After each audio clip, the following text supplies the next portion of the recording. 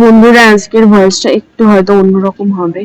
তো যাই হোক, পরে বলছি। এদিকে দেখতে পাচ্ছ রেডি হয়ে গেছি, লাগেজ রেডি, বেরিয়ে গেছি বাড়ি থেকে। আমি, মা, বাবা তিনজনের সাথে আরো একটা ফ্যামিলি রয়েছে আমাদের সাথে। তো আমরা সবাই আর কি ব্যারাকপুর লোকালেই উঠেছি, লোকালে উঠে পৌঁছে গেছি শিয়ালদা স্টেশন। আর এই ট্রেনটা দেখে বুঝতে পারছো এটা রাজধানী এক্সপ্রেস। সত্যি কথা বলতে, ফ্র্যাঙ্কলি স্পিকিং, আমি ফার্স্ট টাইম লাইফে রাজধানীতে উঠেছি। আমি এর আগে কখনো রাজধানীতে উঠিনি। তো যাই হোক, অ্যাম্বিয়েন্সটা খুব ভালোই লাগছিল। আর 5টা, 5:30 কি 6টার মধ্যেই এই বিকেলের নাস্তা দিয়ে দিয়েছিল। চা ছিল, খাস্তা কচুরি ছিল, স্যান্ডউইচ ছিল। অ্যান্ড 8টা, 8:30টার মধ্যে মানে ডিনারও দিয়ে দিয়েছিল। তো ওই ডিনারটা হাতে নিয়েই আমি ভাবছি যে আমি এখন খাবো কি খাবো না। তো যাই হোক, 8টার মধ্যে এমনিতে তো বাড়িতে নিজে খেয়ে নিই।